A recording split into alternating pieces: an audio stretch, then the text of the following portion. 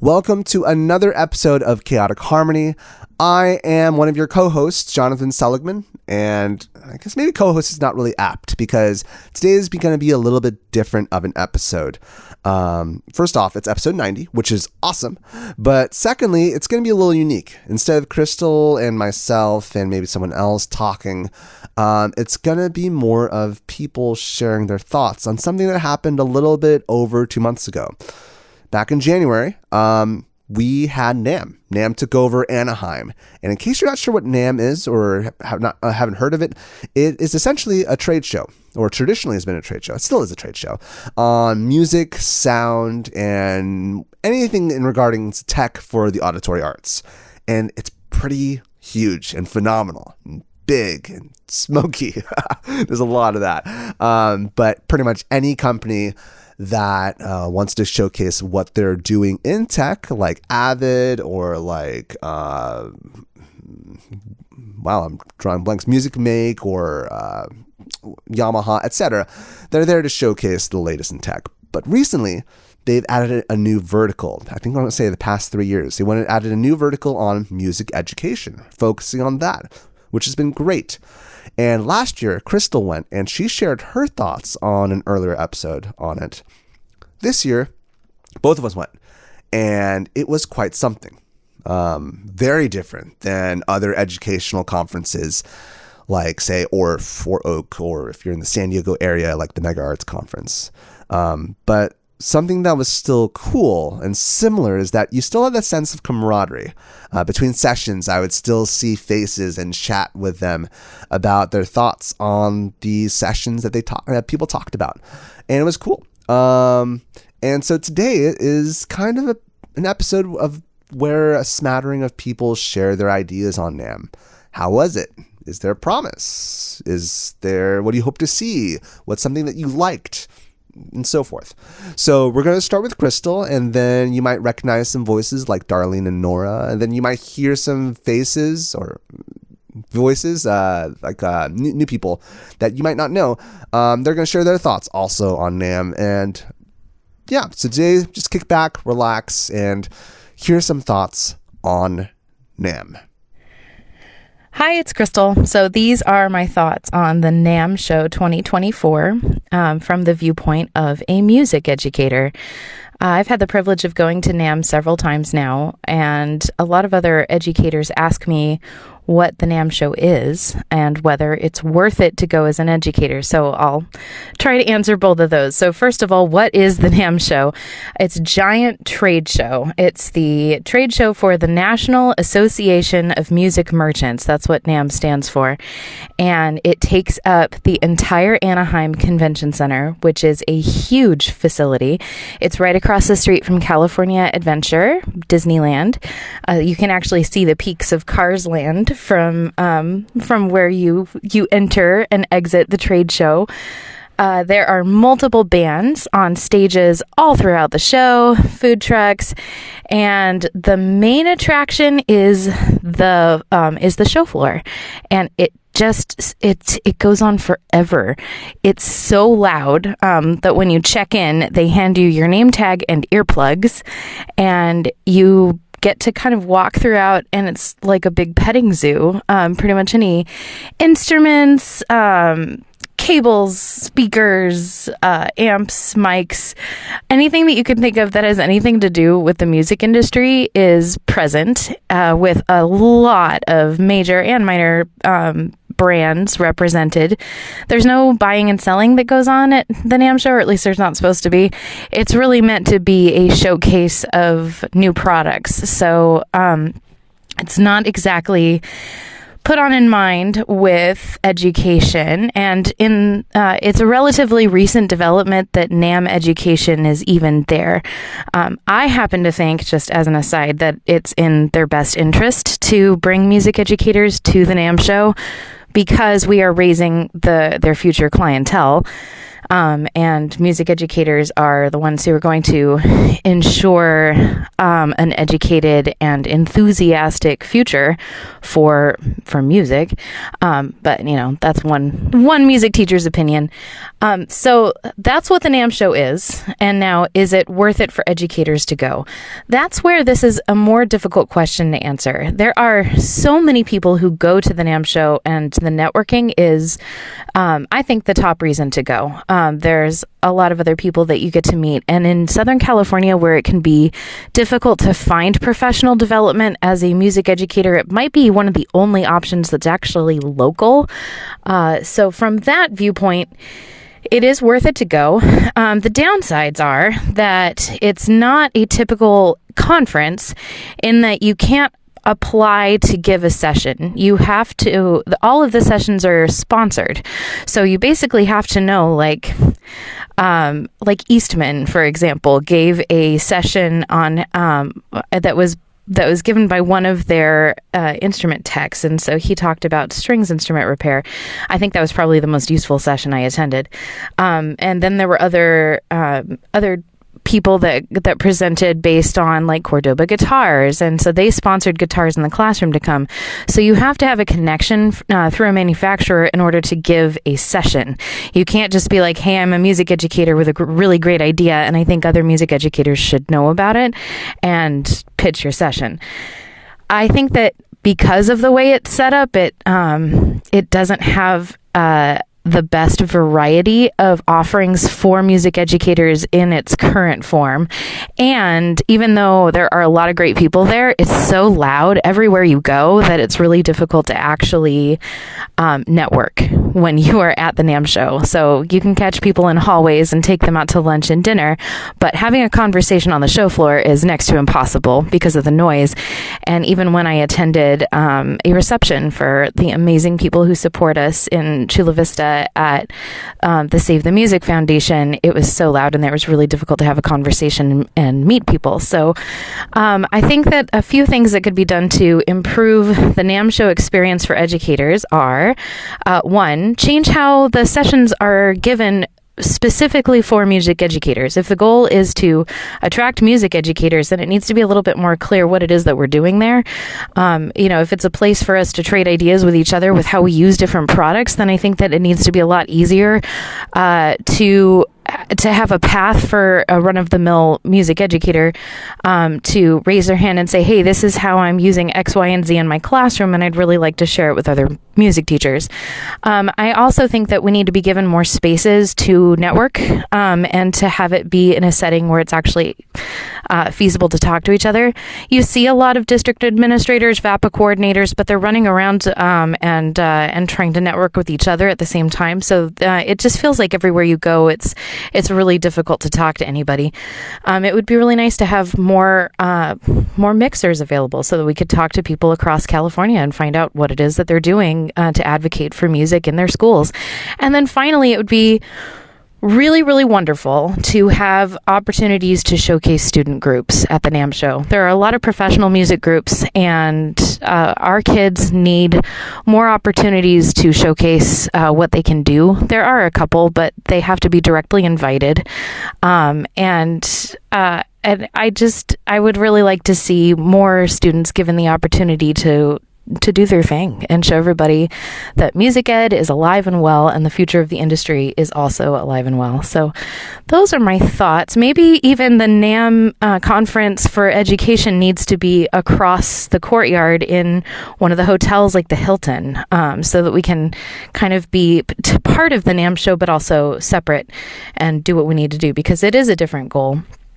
Our goals are aligned, but they're different. So, it was good to go. If I got to see you, I'm so grateful that we had the chance to connect, and I hope that I get to see more of you there in the future. And I do think that there's a lot right going on with the NAMM show, and I think that we're headed in the right direction when it comes to arts ed in the state of California, and I hope that we keep heading there. So, there you go.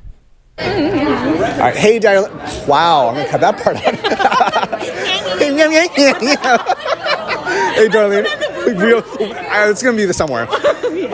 This is Darlene, former guest, because we'll have you again later. Of course. First off, hi, and also, is this your first time at NAMM? No, this is my second year at NAMM. Okay. And you just arrived yesterday, was it? Is that correct? Or Today's Saturday. Yes. So yes, I arrived yesterday because I could only take one day off from work. So. Let's pull the Rebecca Black song, find out what day it is. Okay, so what are your thoughts? I know you've only been here for 1 year but compared from 1 year, what kind of changes have you seen over the year? Well, what's really cool about like this year compared to last year is that I'm starting to see more music education offerings. I think that has been due to partly maybe this is just an assumption of mine. Partly maybe due to our new president, John Wilczak, because I knew he worked in education with Hal Leonard the previous year. So I think that has been helping push doing more education offerings and all that. And I just love how at the very core of this, even though there's like the industry side, there's the education side, it really comes down to like, are we continuing to make music? Like there's no like hierarchy of like, this is what's supposed to be excellent music, this is what's supposed to be where we're supposed to be with standards, but like I haven't heard the word standard yet. All I've been hearing is let's just make music, let's just put music in schools. What else can we do? And it made me think like, why aren't more music education conferences like this? Not saying that they aren't focused on making music, but like just at that simple gift, or that simple focus of, doesn't matter how they do it, doesn't matter if they can sight read Western notation or if they're really good at improvising, like, are they making music? And then the reality is, where are all these music careers like coming from? They're all from the music industry, if we look at like the numbers and all that. So I'm excited to see what will happen with NAMM in the coming years, like if they will continue to grow their education offerings, or if there's gonna still continue to be this like oh, that's the industry side, this is the education side, because right now it still kind of feels like that. But I have a feeling the line will be blurred eventually. Okay, cool. Two questions. I mean, there's a lot of thoughts I'd like to delve off that, but not the time, or the gear, because I don't have my full-on suitcase with me. But two questions for you. One, what's something that you've really enjoyed, because you shared a lot of good stuff. Yeah. Is there something more specific that you've enjoyed from the sessions you've seen already? Well, I've been to a couple, but like the one that's really popping out in my head right now is the Grand Rally of Music Education. I mean, I feel like some people have like certain expectations of what a Grand Rally is, but for me, I was like, well, this is about music education, so let's just come to it with an open mind. I love that they were very intentional with the kinds of performers that they have. Like they had a duo from China. They had 3 black women rocking it out on violins and cello and playing covers of pop songs, which if we really think about it, if we watch an orchestra, they're basically like glorified cover bands anyways. Yeah. Like if we really think about that. So I'm just like, they're literally doing the exact same thing that classical orchestras are doing, but they're just remixing pop songs and just jamming out. And then I just love like the variety of it, and you really look around and go like, where did they all get this? There's somebody in this world that taught them that, and there's somebody in that world that helped ignite that flame. And that for me really stood out to me, because I can really feel that we're all really here because we just love music making. That's it. That's really it. And I kind of wish that more, I don't want to say educators or administrators, I'm just saying more people, not so much focus on like, I mean, yes, recruitment is important. Yes, standards are important. But like, if we just focus so much on that, we lose sight of the joy of simply, feeling the music and being the music. Because then it just ends up being not just an art, but just something that's there, But those are just many thoughts. I'm so sorry for now not making this a micro interview. And now it's what's the opposite of micro? Macro. I was like maxo. That's definitely not it. Keeping that in. No. Well, you say it's very cool, and maybe I'll delve more into when Chris and I listen to all these things later on. But I think we said it is very true, because otherwise it will become a museum piece if it's not. I don't know what the word. Not current's the wrong term, but if it's not. Yes, I'll have to delve into this later on. Did you say current?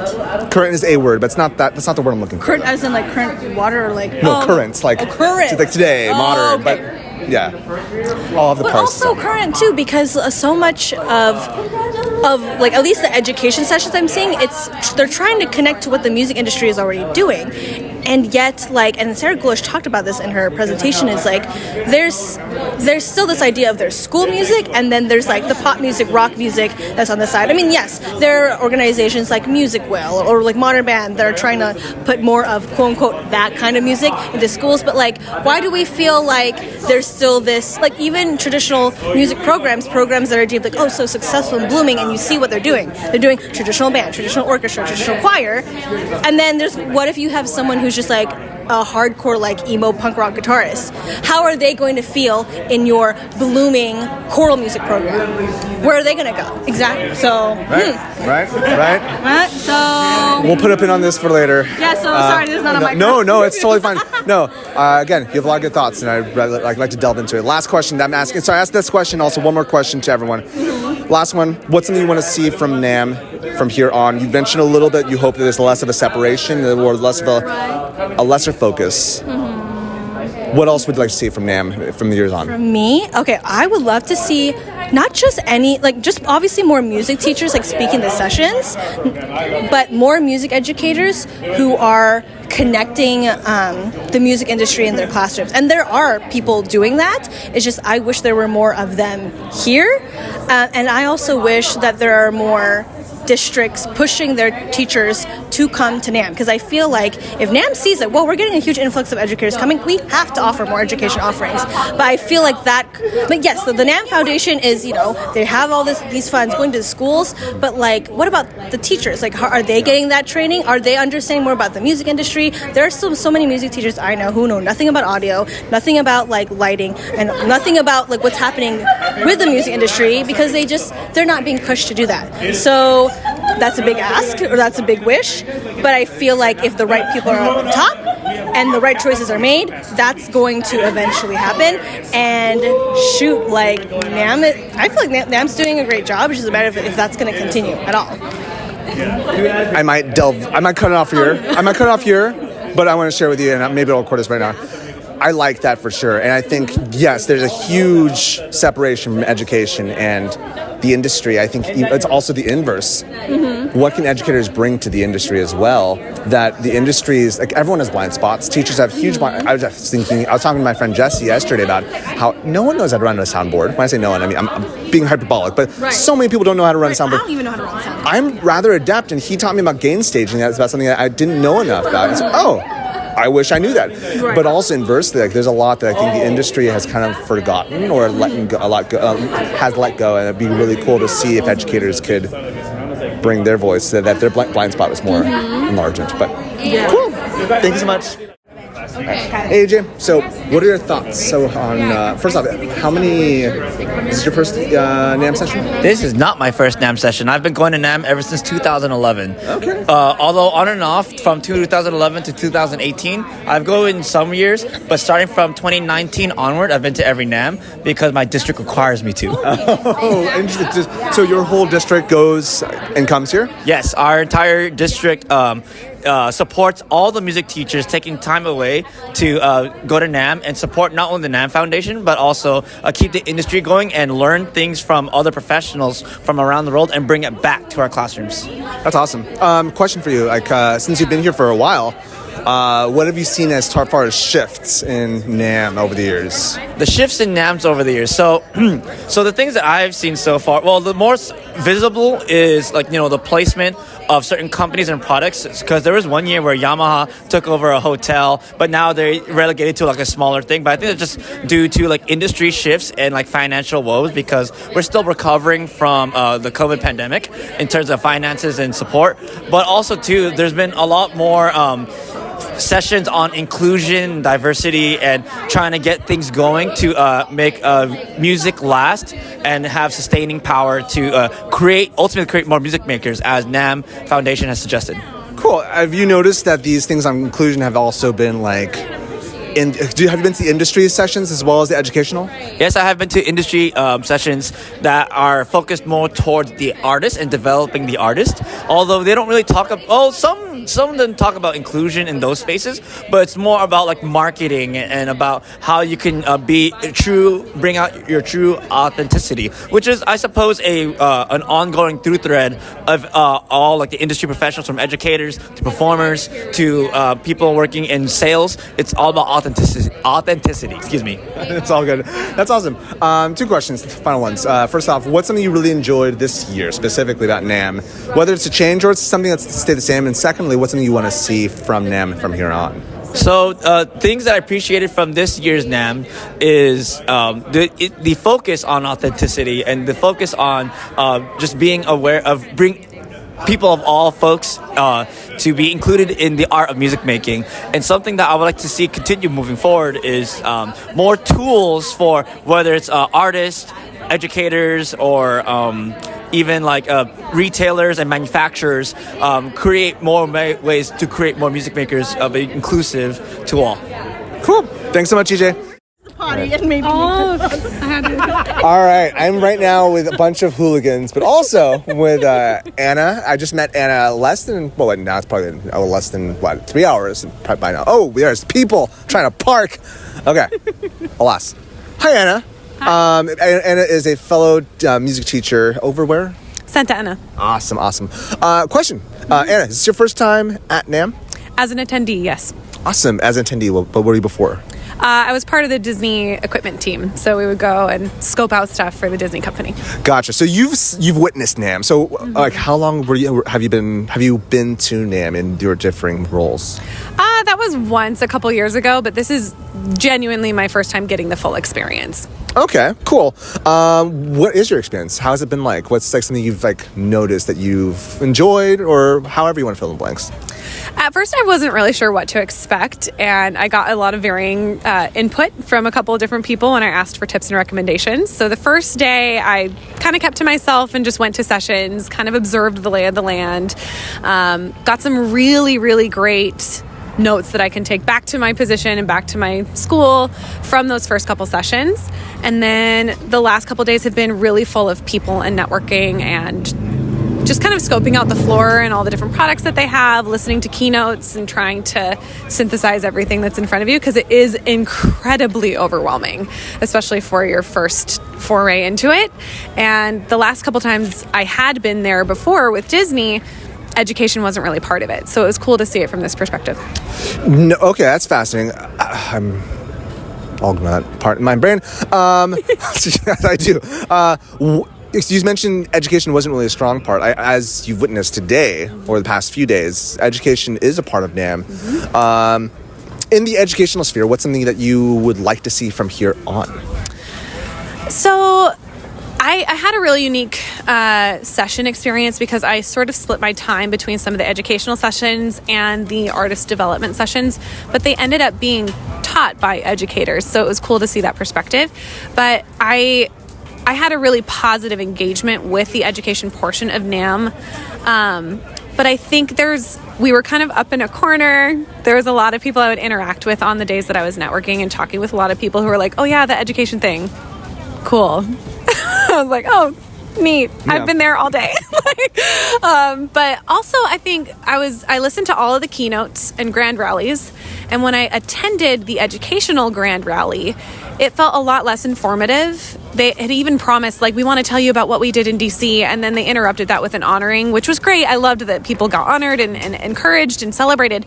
But it felt more like just, let's celebrate and inspire, less than inform, and like, let's talk about the teaching landscape. Let's bring in an educational expert to not just inspire us, but inform us, just like the other keynotes had. There was a keynote on Friday that was about AI and new technologies that musicians have been panicking about, and why we maybe shouldn't panic about them, looking at market trends.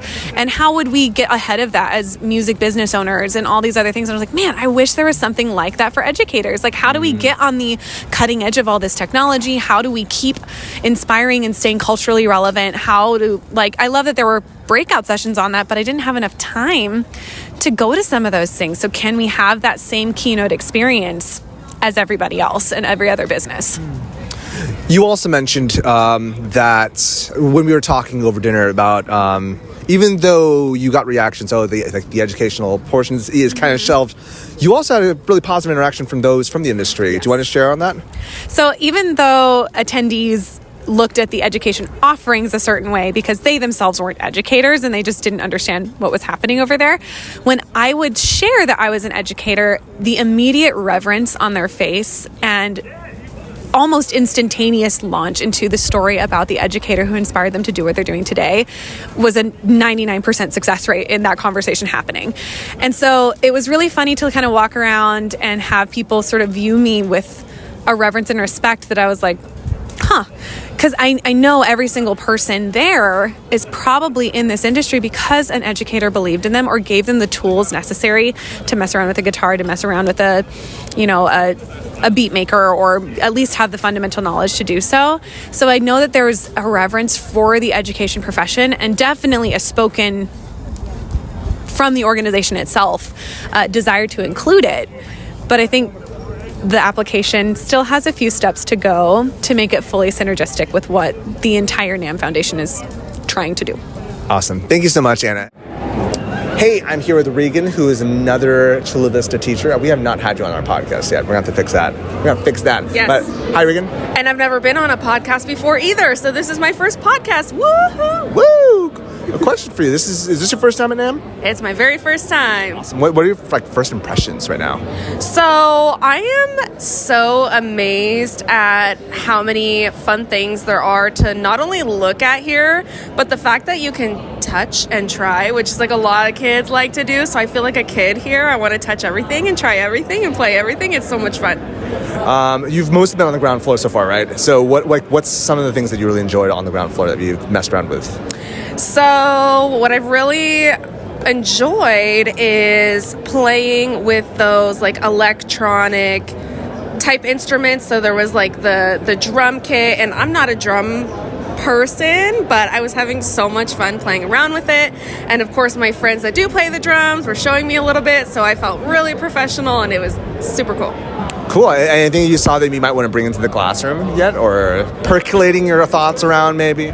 If you had a budget for I know, right? So I was actually perusing some booths that had all the non-pitched percussion that I do have in my classroom, but some of them looked really cool. Like their xylophones were like really rainbow color coordinated, and I think that would be extra helpful to a lot of our students to sort of like, connect the color with the note, and I love rainbows, so having that extra special fancy stuff would be really nice. Oh yeah, rainbows are dope. So you haven't explored too much yet, but what's something that you were hoping to see either this year or maybe next year? As an educator, what's something you really hope to see that NAMM has? So I'm hoping that for next time, hopefully next year that I come to NAMM, I will sort of schedule my time better and participate in those sort of like educational conferences. And I heard they have this like ukulele class. That sounds really cool. So, just to learn some tips and tricks about teaching. And I heard there's one about social emotional learning. So I'm with it. I want to learn about it. What's like one broad topic what you hope to, whether you saw it this year already or have not, what's up what you hope to see? Gosh, I don't know. I mean, it would be cool just to see a lot of elementary stuff in general. Cool. Thank you so much. All right, I'm here with this guy, Marc Keehmer. You all remember Marc. Hey, Marc. Hi. Awesome. Marc, you've been, this is now day 4 of NAMM. Is this your first time at NAMM? It is not, no. And this is day 2 for me. Okay. So I came up yesterday, Saturday. This is probably my 4th or 5th NAMM. And I came pre-pandemic and post-pandemic. Okay. What have you, so since you have a quite wide breadth, what are some things you've seen over the years that have changed that you've noticed? Yeah, when I first came, it was probably 2018, 2019. NAMM looked very different. They didn't necessarily have the education portion that they do this day, and it was also a ton bigger. And so the showroom floor was basically wall to wall. There was a basement level, and then 2 other buildings had a ton of materials and things. Like Yamaha rented out like the whole ballroom in the Hilton next door. So like it was huge. And then since pandemic, it's been slowly growing back, and part of the thing was the first year they did it, they held it in June, which NAMM typically is in January. And so with products and everything for manufacturers, that just didn't really work, so they didn't come. And then they moved it back to April. And then there were a few more people, but again, that was still earlier than it should have been. And so this was the first year that it was back in January, and it was the first year that NAMM was a little bit bigger than, it was more close to what it had resembled pre-pandemic. But I think just for NAMM itself, there were manufacturers that realized we don't necessarily have to go to NAMM because we can do a lot of this stuff online, just because that has become so prominent in lives. Yeah, I've noticed that in a lot of the tech sphere, like, oh, I can just do this online. Why do I need to spend this much money? But it's still hard to conceive that NAMM was bigger than what it is now. This is my first year. It's like, oh my gosh, there's so many people. I might cut this next part out, but we'll see. Was it as diverse of people as you've seen, or attire, should I say, as you've seen this year? It is pretty consistent with what I've seen. I love it though. It's people coming and just they're allowed to be who they are around people who get it, who get why they select the clothing options they do or whatever it is, and it's their expression. So get after it. No, I'm with you there. Like I think of it like a lot of like the gaming sphere or whatnot, with like people because they have their name tags, and their name doesn't have to be their name, their birth name. It's like I've seen people with a lot of zeros and ones, whatnot, and like that's cool. So what is something that you've noticed, or maybe a session that you really liked this year? Let's see. I have attended multiple sessions. I know everyone. I gather something from them.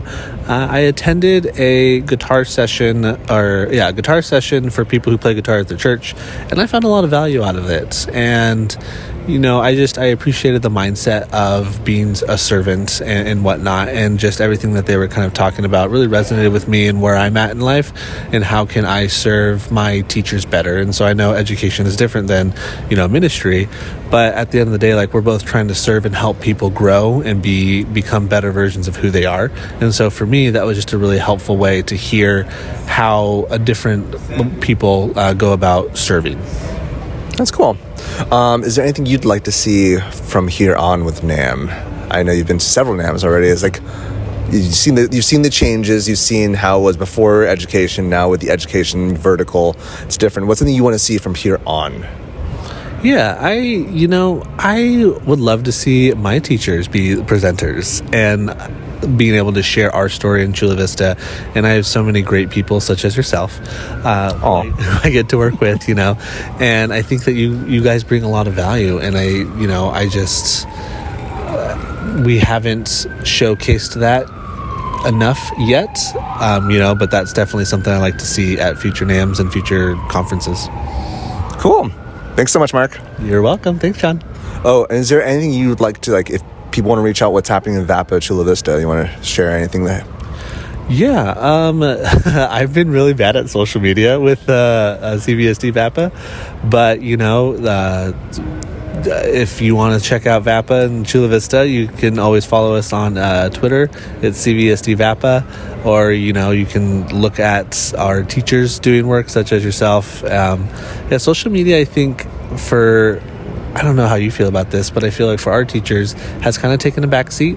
And I know for me, I haven't been super present on social media regards to us, because I think I've turned more inward and really try to help build the team.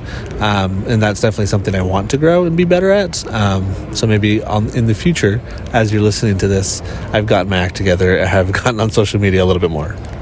Thanks, Marc. I am with Nora, who was on our podcast a while back, episode something. She was with Darlene on social media. There's a two-parter. You should check it out. Hi, Nora. Hola. So is this your first time at NAMM? No, it's my third year. Third year. Yes. So this is your third year consecutive?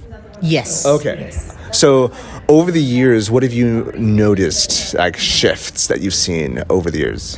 I have noticed that there's more professional development for music educators versus before. I feel like it was more for people that are involved in church ministry or professional musicians or professional engineers, so sound engineers. So I think it's really nice to see that now they are really expanding the music education department. Cool, awesome. What kind of sessions have you been to, or what's a session that really stood out to you, whether it's music education related or something else? Well, I like the mariachi one. I feel like that genre is being illuminated more versus before. I think it was just limited to just like the Hispanic community, but it's really nice that everybody's becoming more aware of the genre, and just music educators are willing to take that risk to teach it, even though that's not part of their culture. So you're not talking about you just witnessed the mariachi group perform. You also went to a session that talked about mariachi. Yes, and how to teach mariachi in a public school system or just in a school setting. And it was really filled with educators from different cultural backgrounds, and them just being open to teaching something that they don't feel like fully confident in. So I thought that it was really nice that music educators that really focus on just mariachi were there presenting and just sharing their expertise. So it was really neat to witness. Awesome. That's cool. If you have, what would you like to see, now that you've been here for 3 years now, what's something you'd like to see as NAMM goes on? What's something you'd like to see different or bolstered? I think one of the things that I would love to see is for NAMM to really provide different types of music genres, not just mariachi, but there's other forms of music like Asian American culture and also other types of music versus just mariachi. So I think it's nice that it's a starting point, and I really see that it's becoming more culturally responsive. So I'm excited to see what NAMM is going to become in the near future. So I'm hopeful. Awesome. And if people, because I know you post all your accolades that's been happening lately, yes. Where would you, if you want to reach out to you, where can they reach out? Miss.Nora_H. Awesome. Thank you so much, Nora. So those are just a handful of people's thoughts on NAMM. We actually recorded a handful more people. There was Wes, there was Issa. We also have an extra part with Darlene on 12/8. I forget exactly what that was about, but we'll probably release it actually on our Patreon. Speaking of which, we do have a Patreon, patreon.com/chclassroom, which helps us, our 2-person project here at Chaotic Harmony. We are 2 full-time educators, and this is a passion project of ours, and it'll be great if you want to help keep this thing running. Drop us $1 and you can get, I guess, more interview stuff on this realm, or also you can get merch through it as well. And if you can't drop us $1, that's okay. This show thankfully is free because ideas are meant to be free. So just a curious left turn. Patreon.com/chclassroom. But I loved, as I'm editing this video or this audio, listening to these people's thoughts, and it makes me think about my time at NAMM being my first time. And first off, I think the thing that really stood out to me is the diversity of people and the breadth of learning. So for the diversity, I mentioned a remark to Marc that was not meant to be sly, but it was like there was a lot of people. There was just a huge people were allowed to be themselves, and I feel like in a lot of music education spaces we have this feeling that we can be ourselves, and there definitely is a truth to it. Don't get me wrong, and I feel like we can be more ourselves in the smaller pockets when we find our quote unquote our people end quote. But at NAMM, people were just unabashedly themselves. Wearing whatever they wanted to, identifying themselves as a name that might not be their birth name. It might also be very digital. And again, I mentioned to Marc, it reminded me a lot of the gaming spaces that I've been in, and people feel a comfortability to be who they are. And I think that's wonderful. And I would love to see, I guess, whenever I go to a lot of music education conferences, there's this pull and push of, you are musical, but you're also a teacher. And here it's the arts. Do what you do, bro. And I think I would love to have that sense of comfortability even more in different conference spaces. Also, it was great to see a wide diversity of racial backgrounds. Typically, in a lot of these spaces, I see a lot of Caucasian women, and no disparagement by any means to Caucasian women, but that's just the overwhelming demographic for a lot of the education conferences I've been to. And so it was great to see a sea of color when I was at NAMM, and I would love to see that at other conferences as well. And as far as the levels go, I was talking to Jasandra Kona about this. She was also on our podcast, and I was hoping to get her to say a few things, and fortunately wasn't able to get her. But we were talking about at NAMM, it felt like some of the sessions we went to is, well, this is someone's first. There was a lot of really great ideas, but only went to a certain level. And I think it has to go with this is a first for a lot of people. And since the educational vertical for NAMM is rather new, there's a lot of just surface level ideas. But I would love in the future sessions for there to be deeper elements on how to take music pedagogy. There was a really good session, for example, on literature in classrooms, and a lot of people were blown away. And as an ORF teacher myself, I was like, yeah, I know this stuff. Yeah. And I would love to see that go deeper. And my last point is that I noticed from my time at NAMM are blind spots. My first session I went to was with Anne Fennell, Chiho, and also, I forgot who the third person was. I apologize. But we were talking about educational blind spots. And I think for me, a blind spot that I discovered at NAMM is that because I've been to a lot of conferences that are very, I wouldn't say same, but I'm around a music educational crowd that has a similar paradigm. To be in a place of NAMM that is very diverse, I realize that my paradigm is not the same. Going to NAMM, you have a lot of people whose paradigm is about, as Crystal and I talk a lot on this podcast, on what would we call it? Conservatory approach. And whenever people say, what if we teach to the kid? For me, it's like, well, yeah, that's obvious. What if we, treat the child like a child as opposed to a product? Like, for me, that's obvious, but that's not obvious to a lot of educators, and that blows my mind.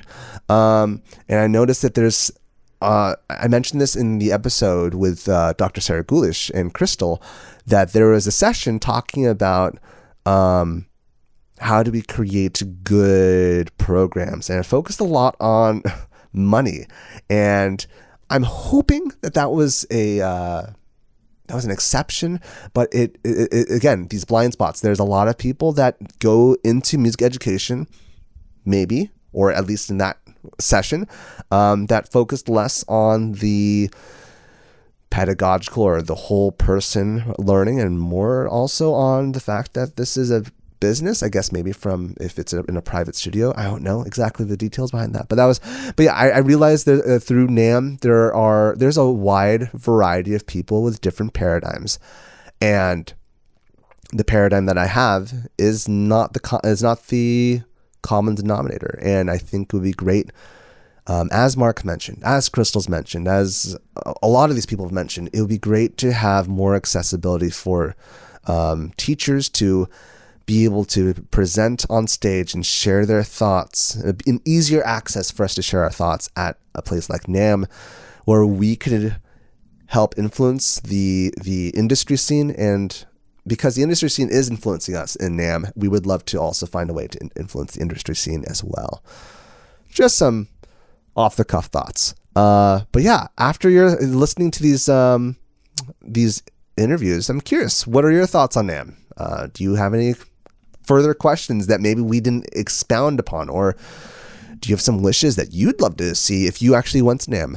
We would love to hear your thoughts. You can email us at chaoticharmonyclassroom@gmail.com.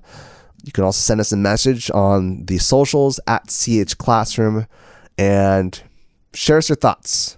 Have you been to NAMM? Do you want to go to NAMM? How do you want to go to NAMM? That was a poor attempt of a joke. Regardless, share us thoughts. We'd love to hear your thoughts. Thank you so much for listening, and we'll see you on episode 91. Bye.